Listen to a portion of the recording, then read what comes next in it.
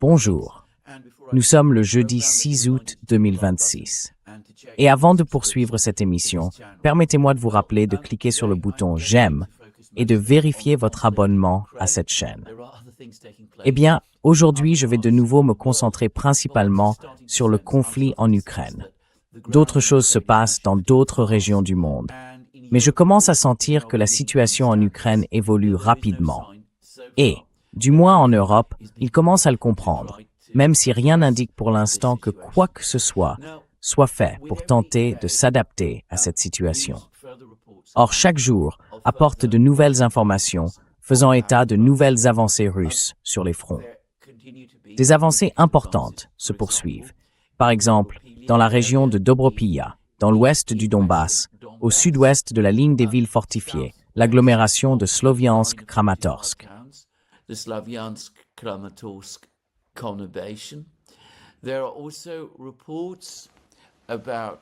On fait aussi état de combats dans la région de Zaporizhia, les forces russes continuant à progresser vers Orikhiv, principalement depuis l'Est. On signale également une nouvelle extension des avancées russes dans le nord-est de l'Ukraine. Hier, j'ai évoqué des informations du ministère russe de la Défense, selon lesquelles un village appelé Rijivka aurait été capturé par les Russes, à la frontière entre la région de Sumy et celle de Kursk. Et ce village, situé à une certaine distance de la ville de Sumy, bien plus à l'ouest, je ne l'avais pas réalisé, se trouve directement en face du village, ou plutôt de la petite ville de Tyotkino, située juste de l'autre côté de la frontière, en Russie, dans la région russe de Kursk.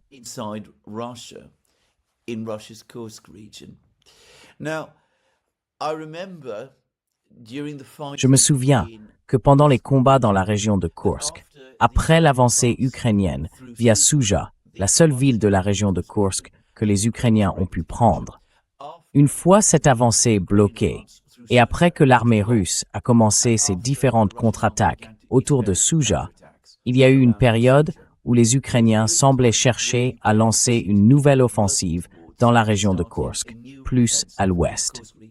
Et si je me souviens bien, cela devait passer par ce village en particulier, le village de Tyotkino.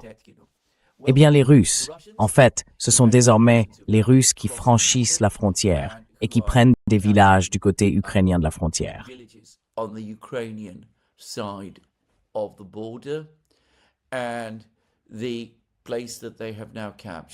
Et l'endroit qu'ils ont maintenant capturé, c'est bien sûr Rijivka, du côté ukrainien de la frontière. Je ne sais pas si cela annonce quelque chose de plus dans cette zone. Mais un peu plus au nord-ouest, la nouvelle direction militaire ukrainienne, celle qui a pris la relève du général Syrski il y a 2 semaines, reprend désormais ses avertissements. Un important regroupement de forces russes est en cours dans la région de Bryansk.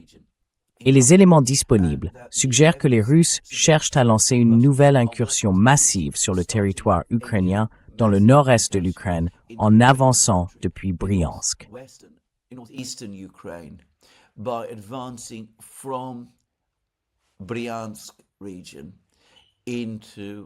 De la région de Bryansk vers la région ukrainienne de Tchernihiv, peut-être pour assiéger la ville de Tchernihiv. Les Russes s'en étaient d'ailleurs approchés et l'avaient partiellement encerclé lors des opérations initiales qu'ils ont menées au début de l'opération militaire spéciale, en février et mars 2022. Or, il y a eu beaucoup de rumeurs, beaucoup de discussions et de spéculations sur la présence de forces russes dans la région de Bryansk, ainsi que sur d'éventuels projets russes de vastes opérations militaires dans la région de Tchernihiv. Syrski l'a mis en garde. Le commandement militaire ukrainien met de nouveau en garde à ce sujet. Il y a quelques mois, avant ces avertissements ukrainiens, j'ai reçu des informations d'une source qui m'a également dit qu'un important regroupement de forces russes était en cours dans la région de Bryansk et que les Russes semblaient effectivement se préparer à une importante incursion transfrontalière dans la région de Tchernihiv. Into Chernihiv region. I don't know Je ne connais pas l'ampleur exacte des forces russes. Je ne sais pas non plus qui en serait le commandant. Tout ce que je dirais, c'est que si une incursion de ce type a effectivement lieu, l'armée ukrainienne, déjà trop étirée et épuisée, et gravement à court d'infanterie, sera soumise à une pression immense pour tenter de contenir cette nouvelle incursion de l'armée russe dans le nord-ouest de l'Ukraine. Et bien sûr, c'est peut-être l'autre élément à souligner. Cela signifierait que les Russes commenceraient réellement des opérations militaires dans une autre région russo-ukrainienne, la région de Tchernihiv. Et comme je l'ai évoqué dans plusieurs émissions, cela rapprocherait aussi les Russes, du point de vue ukrainien, dangereusement de la capitale ukrainienne, de Kiev même.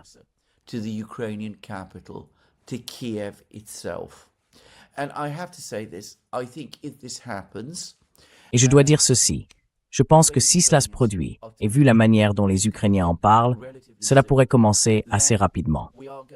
Nous allons alors assister à un profond renforcement du sentiment de crise qui existe déjà à Kiev même.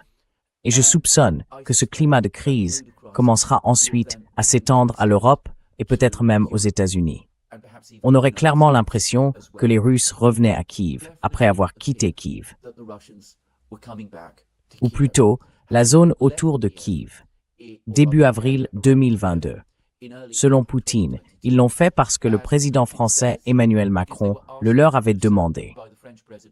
Poutine affirme que les Russes disposent d'un enregistrement de cette demande, formulé dans le cadre des négociations censées finaliser l'accord d'Istanbul d'avril 2022, lequel, à la suite de déplacements et d'appels téléphoniques du Premier ministre britannique Boris Johnson et Sulla Metz-Birmingham, and urging from the Americans, and I believe also at that time the Germans. Et je crois qu'à l'époque aussi, le gouvernement allemand, les Ukrainiens sont revenus dessus peu après l'avoir paraphé. Donc si les Russes reviennent à Kiev avec des forces bien plus importantes qu'en février 2022, et dans un état d'esprit bien plus implacable, alors, comme je l'ai dit, ce sera le moment où tous les récits que nous entendons depuis quelques mois sur les succès ukrainiens finiront par être totalement discrédités et tomberont en poussière. Et là, eh bien, la véritable panique, la grande panique dans tout l'Occident commencera.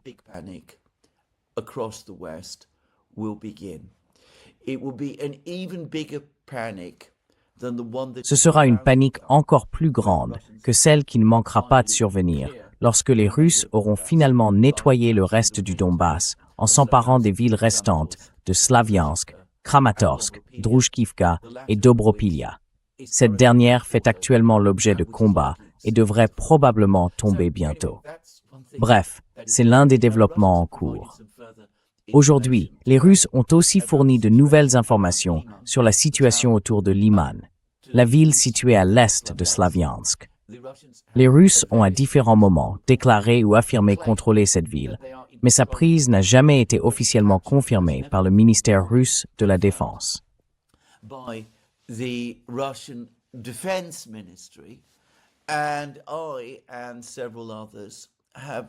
Et plusieurs autres personnes, et moi-même, nous sommes demandés pourquoi. Eh bien, je pense que notre vieil ami, Andrei Marochko, vient de nous en fournir l'explication. Il a déclaré que dans une zone située au nord-ouest de Liman, les Ukrainiens ont tenté de mener diverses contre-attaques, vraisemblablement pour dégager les forces ukrainiennes coincées contre la rivière et qui tenaient autrefois garnison à Liman. Mais toutes ces forces ukrainiennes ont désormais été vaincues par les Russes, en subissant de lourdes pertes. Or, l'actuel chef militaire ukrainien, le général Drapati, était autrefois le général ukrainien qui commandait les forces ukrainiennes dans cette zone.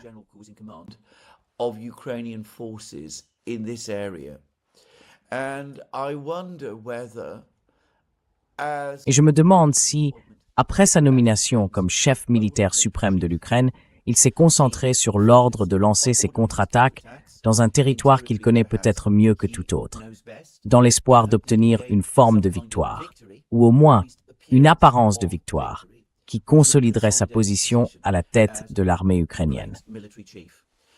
Eh bien, si c'est le cas, Si l'on en croit les rapports de notre vieil ami Maroshko, les contre-attaques ukrainiennes ont échoué et n'ont fait qu'entraîner des pertes encore plus lourdes pour les forces ukrainiennes. Or, je soupçonne que Maroshko dit effectivement la vérité. Car si les contre-attaques ukrainiennes dans la région de Liman réussissaient, je suppose que nous en aurions entendu parler de la part de sources ukrainiennes, qui, disons-le, ne sont jamais timides lorsqu'il s'agit de claironner leurs avancées ou leurs succès, où qu'ils aient lieu. Or successes, wherever they take place. Anyway, there it is. There's been... Quoi qu'il en soit, voilà où nous en sommes. De nouveaux rapports affirment maintenant, là encore dans cette zone générale, que des combats ont lieu à Nikolaïevka. Ils indiquent aussi que les forces russes se rassemblent autour des limites du périmètre extérieur de la centrale thermique de Sloviansk. Cela préparerait une tentative de prendre d'assaut cette centrale thermique, qui est la clé de voûte de la défense de Nikolaïevka et des défenses orientales de la ville de Sloviansk. Donc là encore, des nouvelles plus difficiles pour les Ukrainiens. Et bien sûr, comme je l'ai évoqué il y a quelques jours, les Russes eux-mêmes ont déclaré que vraisemblablement, une fois la situation à Lyman réglée, la prochaine cible des forces russes qui auront pris Liman sera la ville située à mi-chemin entre Lyman et Sloviansk. C'est là encore le point haut de cette zone qui surplombe Sloviansk elle-même. Overlooking Sloviansk itself. So, a lot of intense fighting going on. Donc, les combats sont très intenses sur la ligne de front. J'ai le sentiment que les Ukrainiens n'ont plus de réserve. Syrski et les commandants militaires, lors de leurs différends avec l'ancien ministre ukrainien de la Défense, se plaignaient de ne pas recevoir les renforts dont ils avaient besoin pour tenir la ligne de front. Ils réclamaient une intensification des processus de mobilisation à l'intérieur même de l'Ukraine. Et Zelensky lui-même, au cours de son voyage en Grande-Bretagne, a reconnu que renforcer la mobilisation en Ukraine est désormais la priorité principale du pays. Primary priority. And I read a report yesterday. Et j'ai lu hier un rapport selon lequel, apparemment, les dirigeants militaires et politiques ukrainiens ont désormais fixé à ces recruteurs extrêmement brutaux en Ukraine l'objectif d'enrôler 40 000 hommes chaque mois. Cela, je pense, donne une indication de l'ampleur des pertes ukrainiennes. Les Ukrainiens affirment que les Russes perdent 35 000 hommes par mois et que ce chiffre est inférieur au nombre d'hommes que les Russes recrutent. Pour être précis, les Russes disent que l'armée russe a reçu 120 000 volontaires au cours des 6 premiers mois de cette année. Je le précise simplement. C'est donc ce que disent les Russes. So that's what the Russians say. Slightly less than previous years, I think. Un peu moins que les années précédentes, je pense. Mais quoi qu'il en soit, c'est ce que disent les Russes. Ils affirment être en bonne voie pour recruter 120 000 hommes supplémentaires d'ici la fin de l'année, ce qui porterait le total à 240 000. Cela dit, il est important de souligner que certains sont des hommes qui ont déjà servi dans l'armée, dont les contrats ont expiré et qui choisissent ensuite de se réengager. Cela ne veut donc pas dire que les forces russes en Ukraine vont augmenter de 240 000 hommes cette année par rapport à l'an dernier. Je le précise simplement. Mais quoi qu'il en soit, les 40 000 hommes supplémentaires par mois que l'Ukraine cherche à mobiliser, eux, s'ajoutent intégralement au total réel des forces ukrainiennes. The actual Ukrainian total.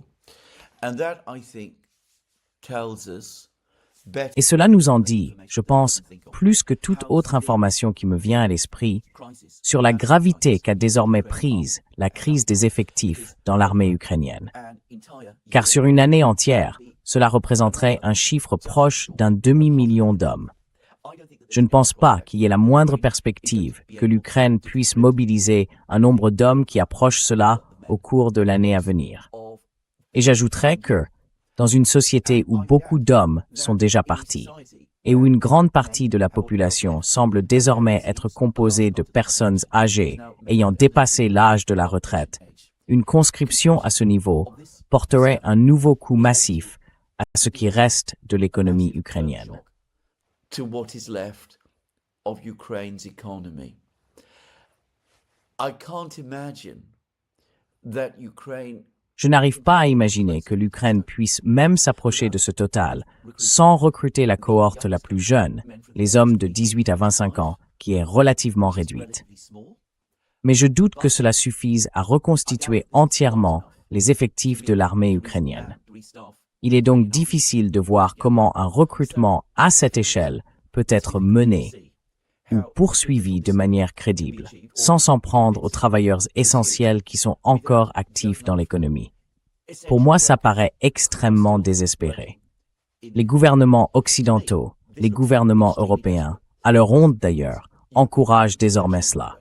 Ils soutiennent ce processus. to this, they are supporting this process.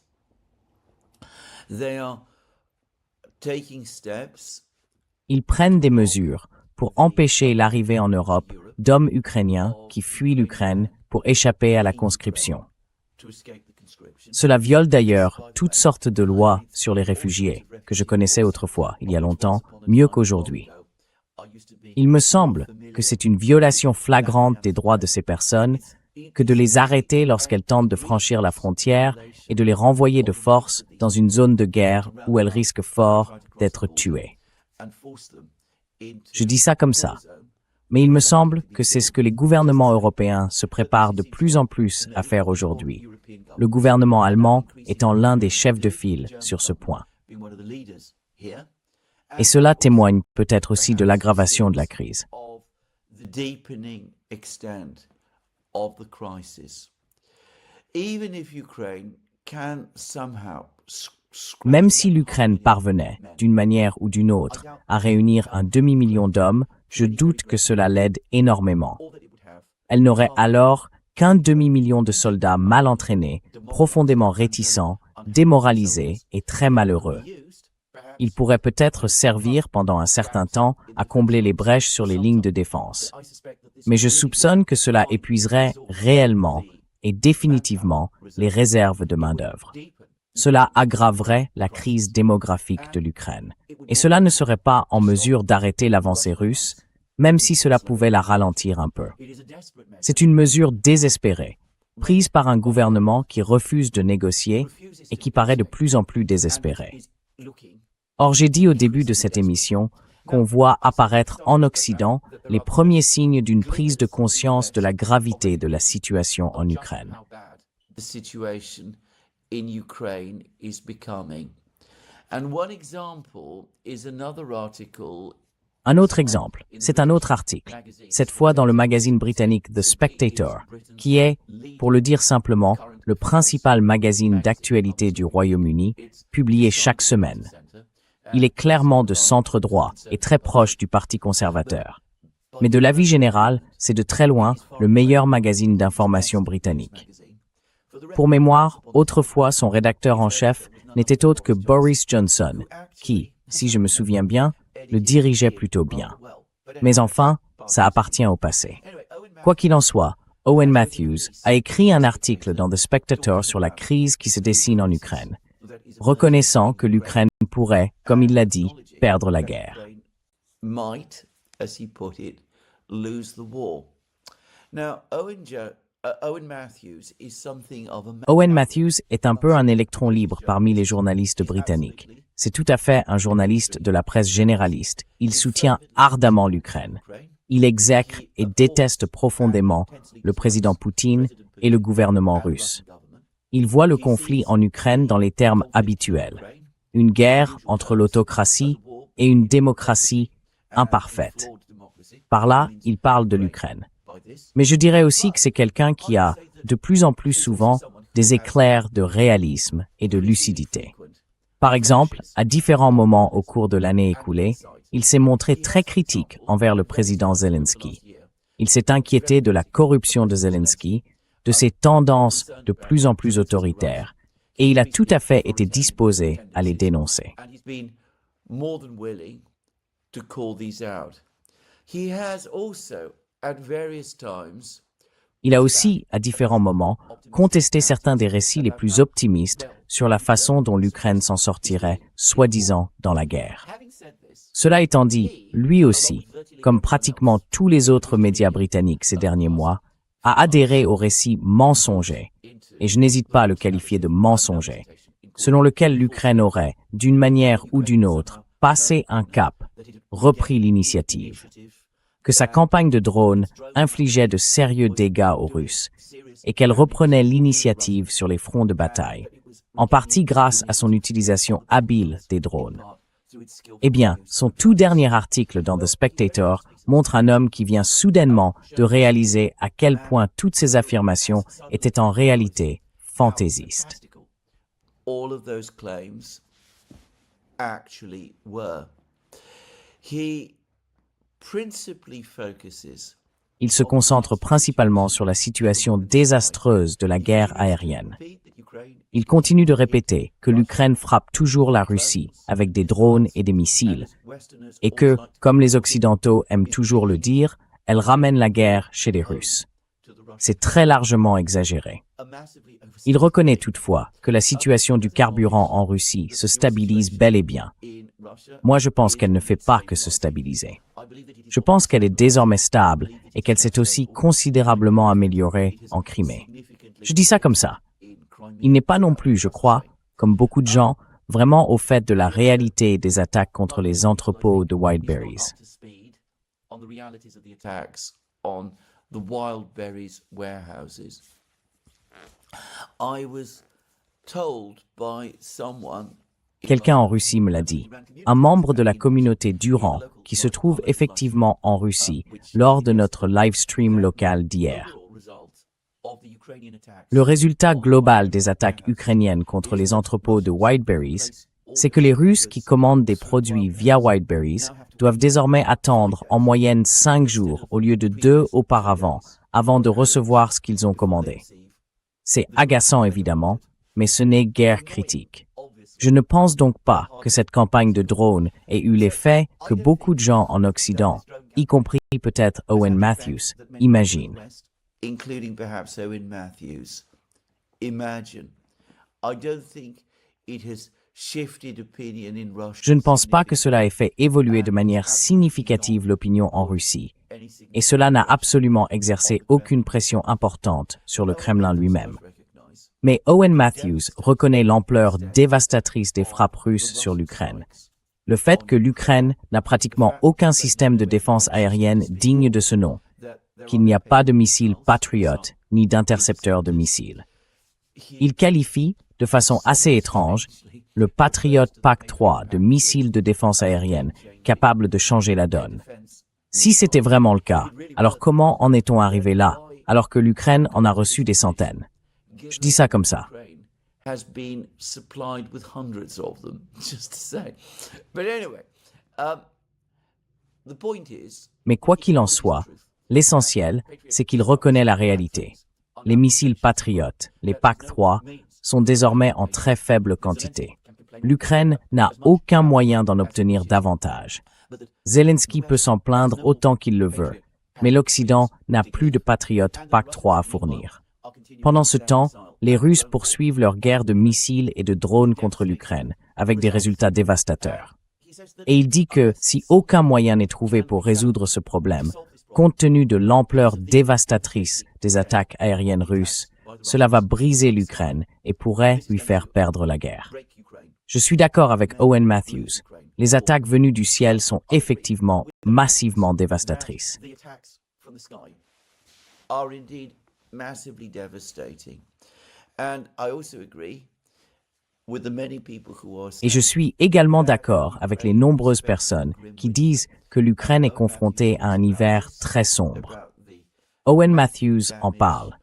Il évoque les dégâts considérables que le système énergétique ukrainien a déjà subis à la suite des attaques russes.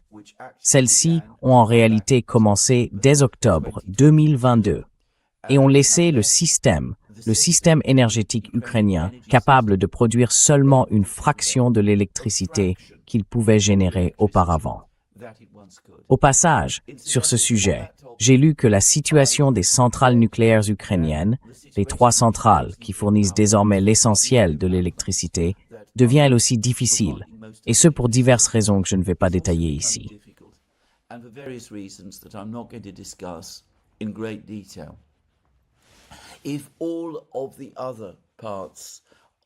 Si toutes les autres composantes du système énergétique s'effondrent, les centrales nucléaires elles-mêmes, pour des raisons structurelles et de conception, vont elles aussi devoir réduire la quantité d'électricité qu'elles produisent. Autrement dit, elles vont devoir commencer à s'arrêter. Donc, encore une fois, Owen Matthews a raison de le souligner. Il parle de l'énorme crise à laquelle la population urbaine ukrainienne a été confrontée l'hiver dernier. Avec les longues coupures de courant, les pénuries qui, soit dit en passant, si je me souviens bien, ont aussi inclus des pénuries d'eau pendant certaines périodes. Cet hiver, ça pourrait être bien pire. Et bien sûr, sur ce point aussi, il a raison. Mais je pense qu'il minimise aussi considérablement l'effet du blocus maritime, des attaques contre les ports de la mer Noire, le port d'Odessa et les autres ports situés aux alentours. And the other ports that are located around it, what some commentators, including Russian, Ce que certains commentateurs, y compris russes, appellent le grand complexe portuaire d'Odessa, le fait qu'il soit désormais à l'arrêt. Les autorités ukrainiennes reconnaissent maintenant que depuis environ 2 semaines, le commerce maritime depuis les ports de la mer Noire s'est complètement arrêté. Cela affecte le système agricole, comme je l'ai expliqué dans des émissions précédentes. Cela affecte aussi l'industrie sidérurgique, qui ne peut plus exporter, alors que ses exportations passent par voie maritime. Certains responsables ukrainiens affirment que l'Ukraine peut exporter environ la moitié de ses marchandises par rail ou par barge. Je pense que c'est une énorme exagération. Et comme je l'ai expliqué dans une émission récente, la destruction, ou plutôt les dégâts causés, les graves dégâts causés, au pont de Zatoka, près d'Odessa, compliquent encore davantage la capacité de l'Ukraine à exporter des céréales et des marchandises.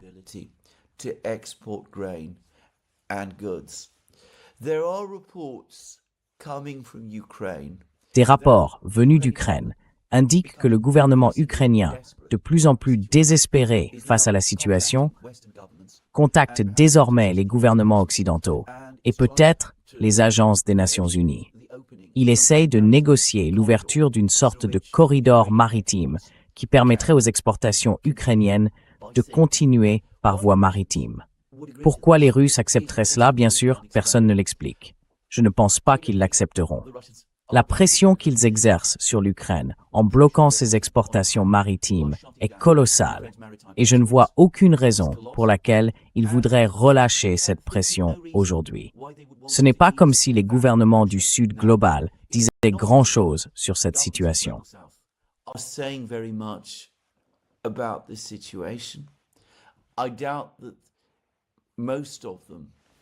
Je doute que la plupart d'entre eux veuillent contrarier les Russes en ce moment, alors qu'il y a des pénuries de carburant, d'énergie et de nourriture dans le monde, et que les Russes sont parmi les principaux exportateurs de toutes ces choses.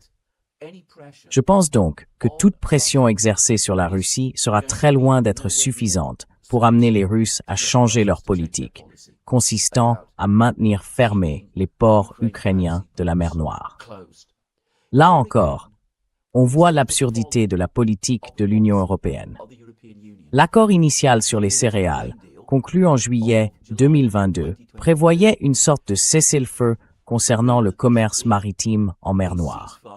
Les Ukrainiens ne devaient pas attaquer les navires marchands russes, et les Russes ne devaient pas attaquer les navires marchands ukrainiens.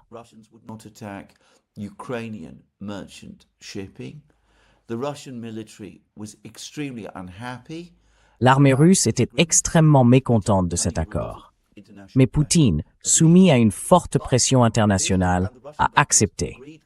Lui et le gouvernement russe l'ont toutefois fait à condition que l'Union européenne, en retour, assouplisse ou lève les sanctions sur les exportations russes d'engrais et de denrées alimentaires afin de permettre l'exportation de ces produits via les ports de l'Union européenne.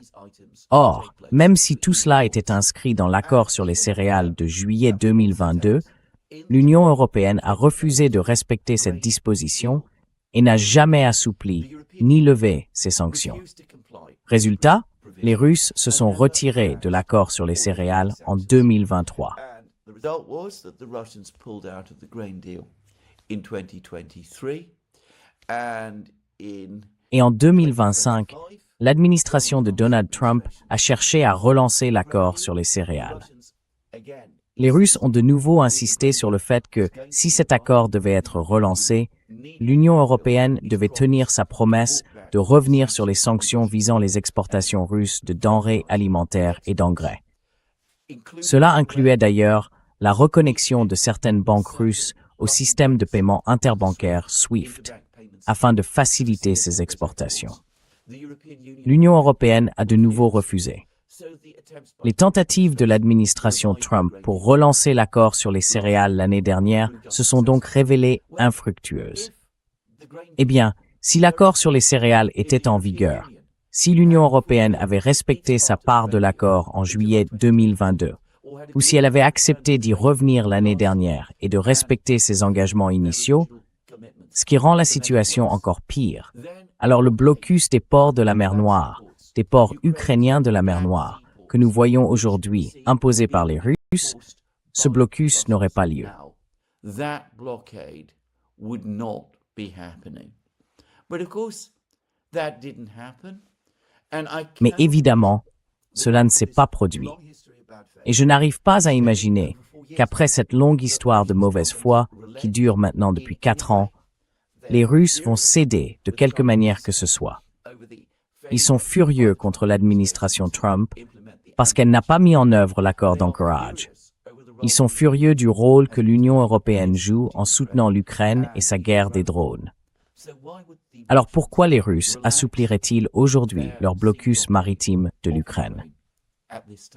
Ce que j'essaie de dire, c'est que la guerre dans les airs est un problème immense, crucial, existentiel pour l'Ukraine.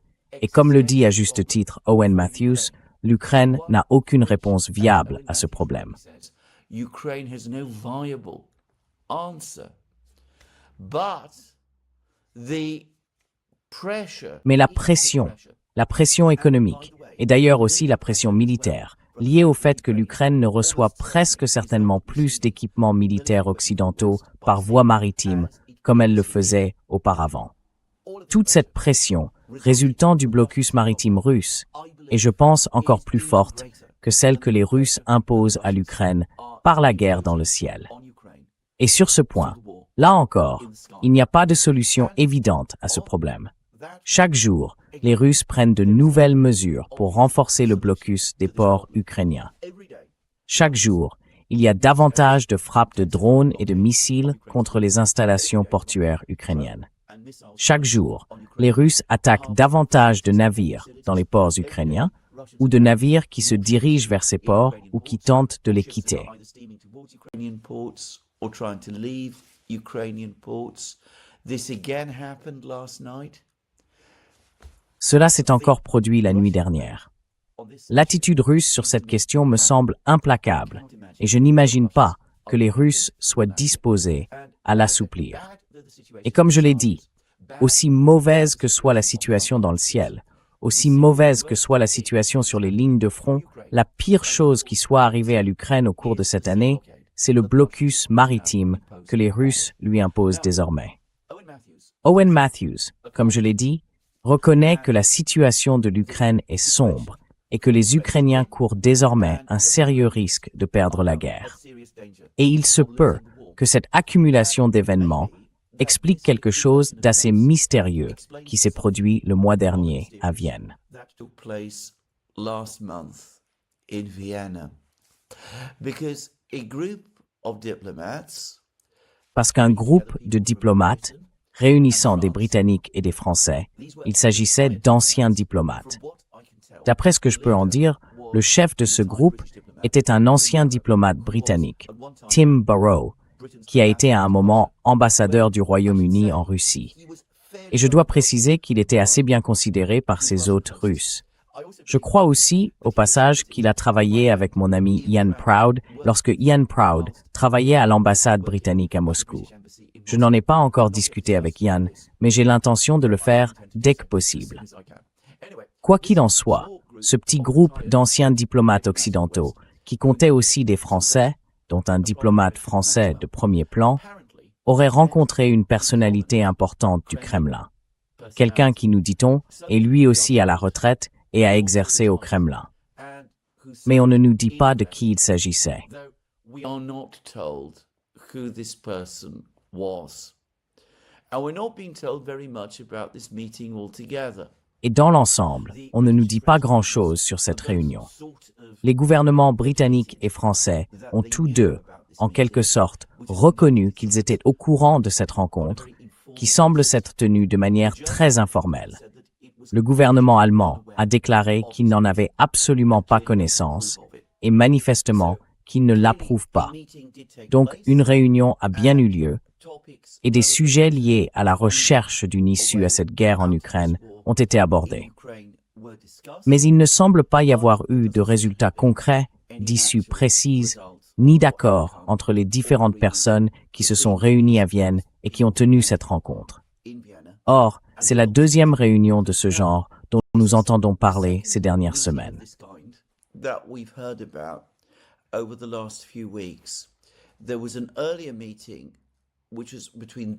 Il y a eu une réunion antérieure entre hommes d'affaires, principalement entre des hommes d'affaires allemands et russes. Elle s'est tenue en Azerbaïdjan et son existence a été révélée par le président azerbaïdjanais lui-même. Et maintenant, nous avons cette information sur cette réunion à Vienne. J'ajouterai que lors de la réunion en Azerbaïdjan, l'une des personnes présentes était un ancien premier ministre russe, M. Zubkov, qui est aujourd'hui président de Gazprom. On pourrait peut-être à la limite le qualifier de personnalité retraitée du Kremlin. Et je me demande si ce n'était pas lui, cette même personnalité retraitée du Kremlin, qui était également présente à cette réunion à Vienne.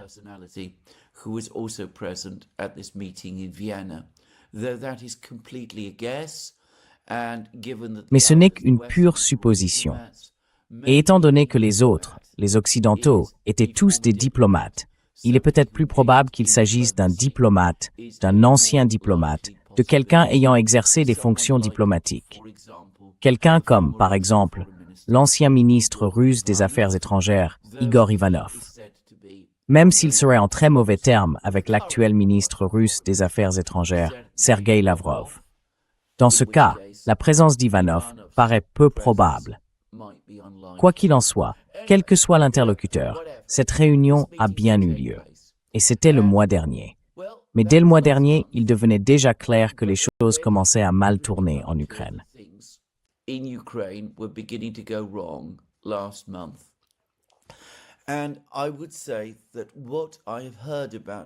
je dirais que, d'après ce que j'ai entendu spécifiquement sur Tim Burrow, c'est quelqu'un de bien plus pondéré que la plupart des autres personnes qu'on trouve dans le service diplomatique britannique et dans le système politique. J'ai du mal à croire qu'il soit à ce point dans l'illusion qu'il se présente à une réunion avec les Russes pour répéter certaines des exigences franchement absurdes de capitulation russe que les Occidentaux avancent régulièrement. Cela dit, il est difficile d'en dire beaucoup sur cette réunion sans en connaître davantage les détails. Il y a, me semble-t-il, au moins deux possibilités. La première est, enfin, trois possibilités. La première, c'est que cette réunion ait été organisée de manière informelle par ces diplomates à la retraite, agissant de leur propre chef, pour établir une forme de contact informel avec les Russes. Informal outreach to the Russians. I remember that back in 2023, Je me souviens qu'en 2023-2024, le Council on Foreign Relations américain a tenté exactement la même chose. Ils ont lancé ce qu'on pourrait décrire comme une initiative privée, une initiative diplomatique privée en prenant contact avec les Russes. Cela n'a mené nulle part. Donc il se pourrait que ce soit de cela qu'il s'agissait. Autrement, il pourrait aussi se faire qu'ils agissaient au nom de gouvernements occidentaux. Peut-être qu'ils agissaient pour essayer de voir si, à un moment où le récit en Occident était que la Russie était sur la défensive et que les Ukrainiens avaient repris l'initiative, les Russes pourraient être disposés à faire des concessions. C'était peut-être l'objectif de ces contacts. Dans ce cas, je peux dire tout de suite que la réunion a été un échec total. Ou alors, peut-être qu'il se passait tout autre chose, quelque chose de complètement différent.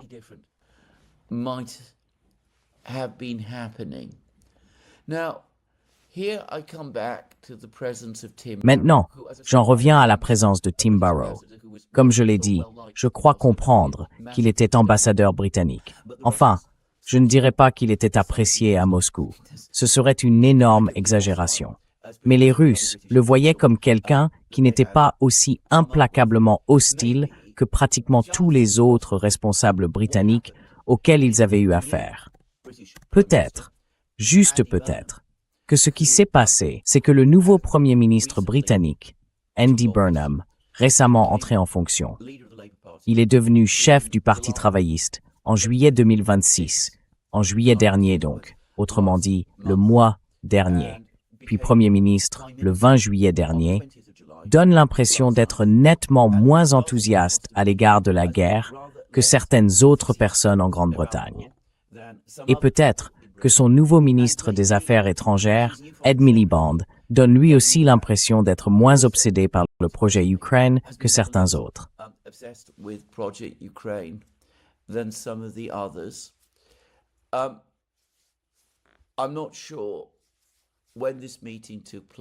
Je ne sais pas à quel moment cette réunion a eu lieu, mais il est possible que Burnham et Miliband l'aient organisée avant même d'entrer officiellement en fonction.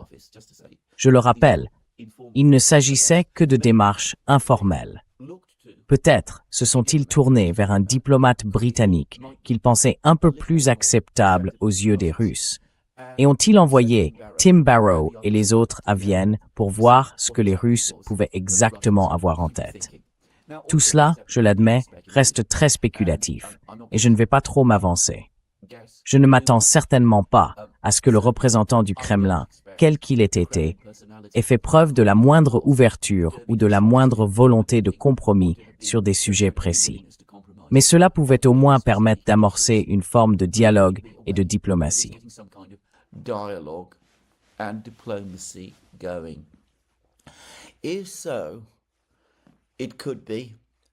Si c'est le cas, il se pourrait que Burnham, et peut-être surtout Miliband, qui a beaucoup plus récemment que Burnham une expérience du gouvernement, comprennent à quel point la situation en Ukraine se dégrade et quels immenses dangers il y a à laisser la guerre se poursuivre comme elle le fait.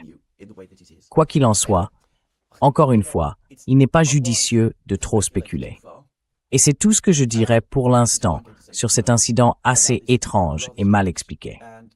Je le répète, une chose dont je suis certain, c'est qu'en ce moment, les Russes ne sont absolument pas disposés à faire des concessions à l'Occident. L'époque où cela aurait pu arriver est révolue depuis longtemps. Voilà pour la réunion de Vienne.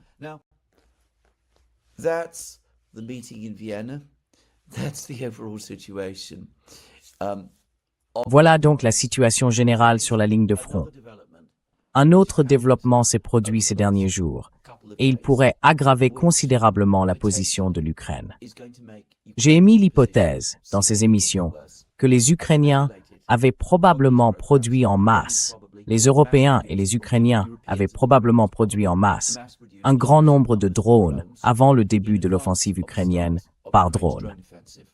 Et que l'une des raisons pour lesquelles les Ukrainiens ont pu lancer certaines nuits 1000 frappes de drones contre la Russie, c'est qu'un stock important de drones avait été constitué et que les Ukrainiens sont en train d'épuiser ce stock.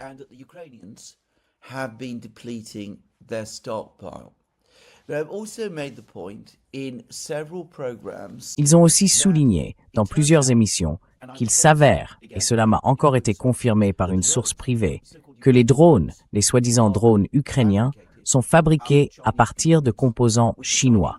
Ces composants sont exportés par les Chinois vers des pays tiers, comme la Malaisie, le Bangladesh, le Pakistan ou les Philippines. Ils sont ensuite achetés auprès de ces fournisseurs par des acheteurs européens, acheminés en Europe, puis assemblés dans ce qu'on appelle des usines de drones en Europe. Et récemment, les médias russes ont publié un article expliquant à quel point cette industrie européenne d'assemblage de ces drones est devenue importante. Les drones sont ensuite envoyés en Ukraine, où les dernières finitions sont effectuées, ce qui leur permet de se faire passer pour des drones produits en Ukraine.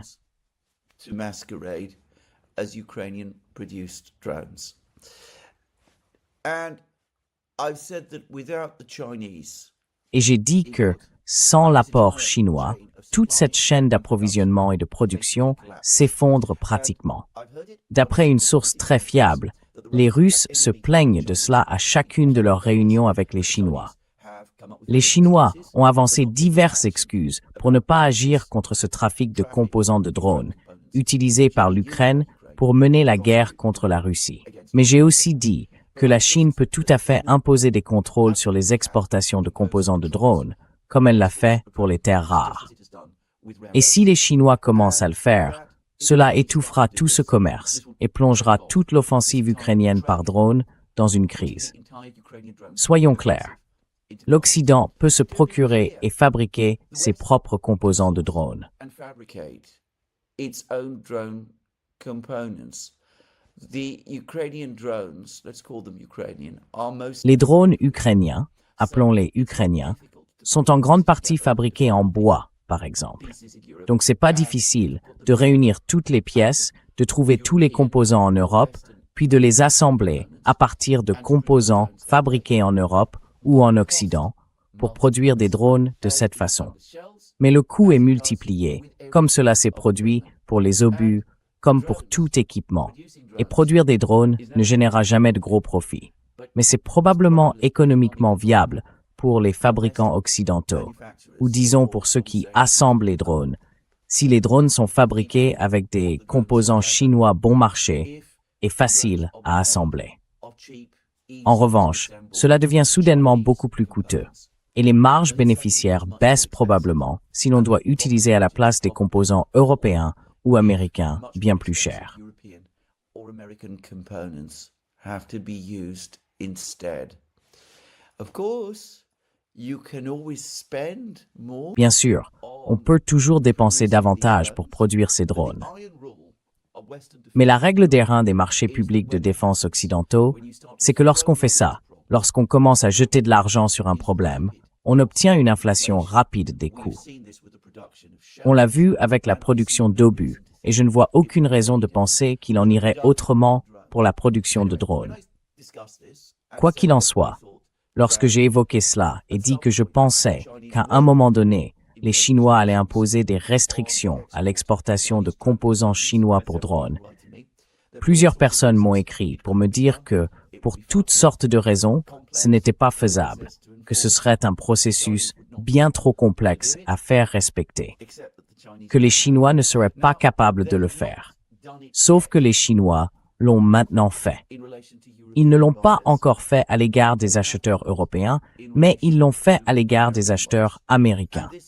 Et cela serait, semble-t-il, une réponse aux sanctions américaines contre la Chine. Là encore, l'information vient du Financial Times qui l'a rapporté ainsi. L'article est paru hier, le 5 août. Article appeared yesterday, August 5th. China hits back at US with sanctions and La Chine riposte aux États-Unis avec des sanctions et un durcissement des règles d'exportation de drones. La Chine a renforcé les contrôles sur les exportations de drones vers les États-Unis et imposé de nouvelles sanctions à plusieurs entreprises américaines. Dans 4 communiqués distincts, le ministère chinois du Commerce a présenté mercredi des contre-mesures en réponse à de récentes actions américaines.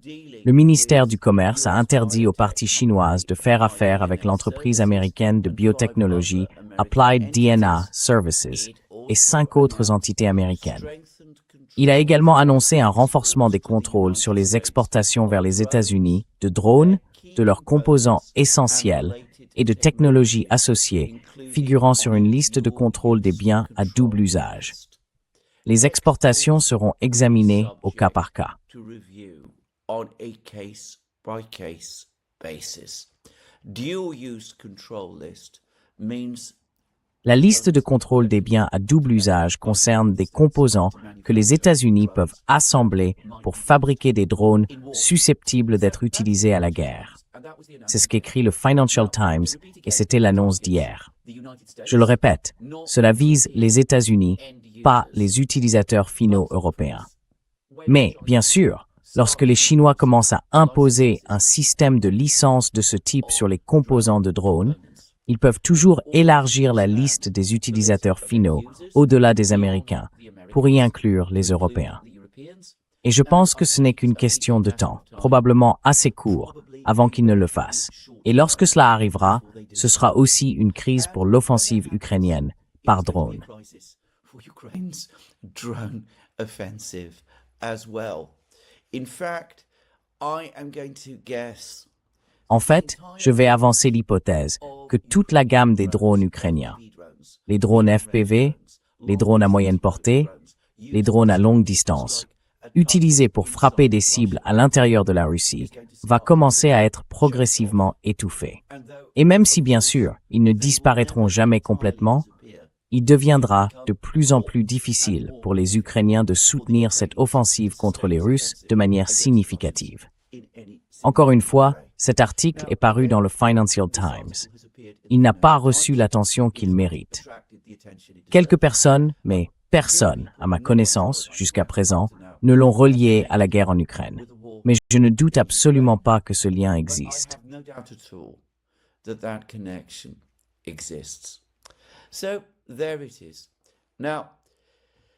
Voilà. Dans cette situation, nous revenons à la question de savoir ce qui va se passer ensuite. Et là, je vais revenir brièvement sur la réorganisation au sein de l'armée russe annoncée par Vladimir Poutine il y a 2 jours. Le regroupement de tous les services de soutien de l'armée russe, de tous les services logistiques, sous une autorité unique. À leur tête, un haut commandant russe sur le terrain, le commandant extrêmement efficace du groupement de forces centre. Et l'annonce d'une nouvelle branche, elle aussi placée sous le commandement d'un chef expérimenté sur le terrain pour diriger la guerre des drones de la Russie. Russia's drone war. Now, to me, all of this Pour moi, tout cela ressemble à des préparatifs en vue d'un éventuel conflit de longue durée avec l'Occident. Mais cela ressemble aussi à des préparatifs pour une grande offensive russe plus profondément à l'intérieur même de l'Ukraine. Mettre de l'ordre dans le soutien logistique de l'armée russe, organiser les forces de drones afin qu'elles puissent mener des opérations au sol avant l'offensive russe et avant l'avancée des troupes terrestres russes. Tout cela, tous ces changements, semblent aller dans ce sens. Le fait que des commandants de terrain, des gens qui ont une véritable expérience du combat dans cette guerre, soient nommés à ces postes, me paraît fortement l'indiquer. Et je commence à me demander si, en réalité, ce n'est pas la force russe qui entrera dans la région de Tchernihiv qu'il faudra surveiller et que ces réorganisations sont destinées à soutenir.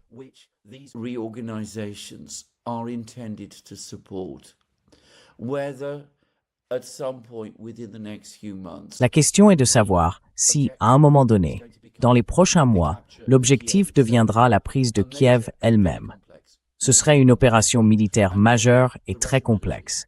Et si l'armée russe n'est pas, en fait, précisément en train d'être préparée à cette tâche. Par ailleurs, il se passe autre chose sur la ligne de front, en raison de la pénurie générale de systèmes de défense aérienne dans toute l'Ukraine. J'ai déjà évoqué le fait que les bombardiers tactiques, les Sukhoi 34, sont désormais capables de mener des frappes avec des bombes FAB, des frappes aériennes avec des bombes FAB, contre des villes ukrainiennes comme Kharkiv, Dnipro et Odessa elles-mêmes. C'est quelque chose qu'ils n'auraient peut-être pas fait plus tôt dans la guerre, en raison du risque d'être abattus par les défenses aériennes ukrainiennes.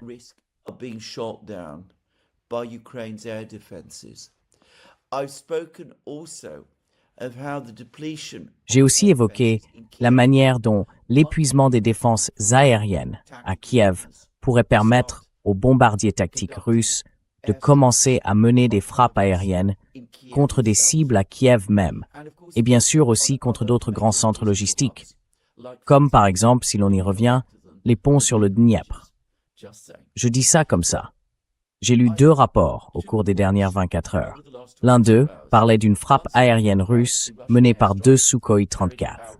Il soulignait que les Sukhoi 34 n'étaient pas accompagnés d'un chasseur russe, Sukhoi 35, assurant leur protection.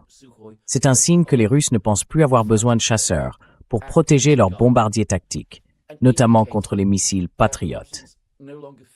Nous savons que les Russes utilisent des missiles RR tirés depuis leurs chasseurs pour abattre les missiles Patriot qui menacent leurs appareils et peut-être même contre les chasseurs ukrainiens également. Je dis ça comme ça. And perhaps even from Ukrainian fighter jets as well. Just saying. And I have read that Et j'ai lu que, du fait de la disparition effective des défenses antiaériennes le long des lignes de combat, les bombardiers tactiques russes mènent désormais des frappes aériennes contre les positions ukrainiennes en s'approchant eux-mêmes des lignes de front. Par endroits, ils se trouvent à moins de 7 km du front. Cela réduit évidemment le temps de réaction des défenseurs ukrainiens et j'imagine rend aussi probablement les frappes plus précises. Et cela facilite bien sûr le largage des bombes les plus lourdes, les Fab 3000, qui ne peuvent frapper qu'à plus courte distance. Et un commentateur russe a déclaré que Zelensky et ses responsables sont désormais pris dans un dilemme. Redéploie-t-il les moyens limités de défense antiaérienne qu'il leur reste éventuellement vers les lignes de combat et les ports de la mer Noire, pour tenter de les défendre contre les frappes aériennes de l'armée de l'air russe, en laissant Kiev, le complexe énergétique et les usines encore plus exposés qu'ils ne le sont actuellement?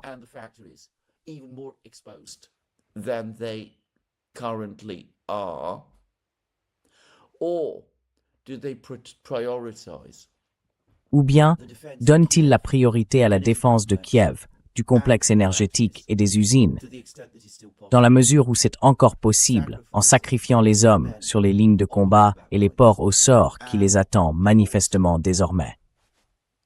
Eh bien, il me semble, et je ne peux pas trop le répéter aujourd'hui, qu'il existe une voie possible.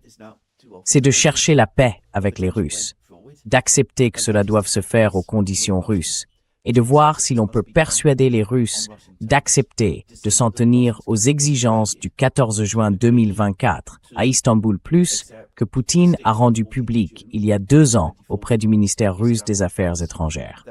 Je pense qu'à présent, c'est peu probable. Je m'attends à ce que les Russes relèvent très bientôt leurs exigences.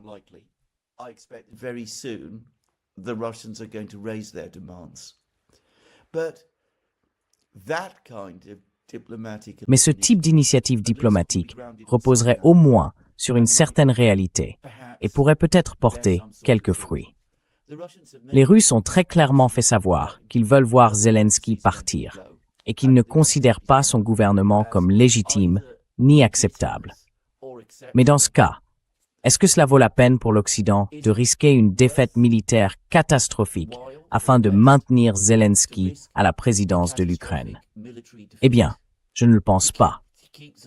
Mais bien sûr, au bout du compte, c'est une décision que l'Occident doit prendre. Peut-être que la réunion de Vienne visait à explorer ces possibilités. Mais je dois dire que j'en doute.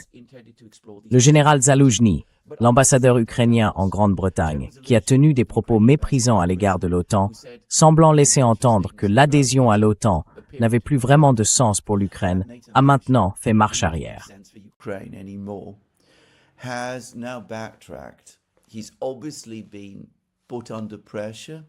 Il a manifestement subi des pressions de la part de Zelensky et du gouvernement de Kiev, et peut-être aussi de certains gouvernements occidentaux.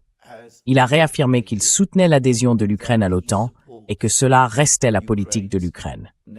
Donc, pour le moment, il ne semble pas y avoir en Europe de volonté de changer de position. Mais je me demande, je dois le dire, combien de temps encore cette position impossible pourra être maintenue? Eh bien, c'est là que je vais conclure l'émission d'aujourd'hui. Je vous rappelle une fois de plus que vous pouvez retrouver toutes nos émissions sur nos différentes plateformes, Locals, Rumble, X et Substack.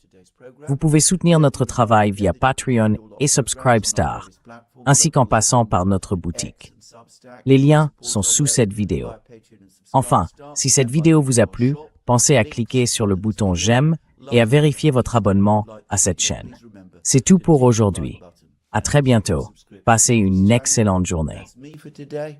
More from me soon. Have a very good day.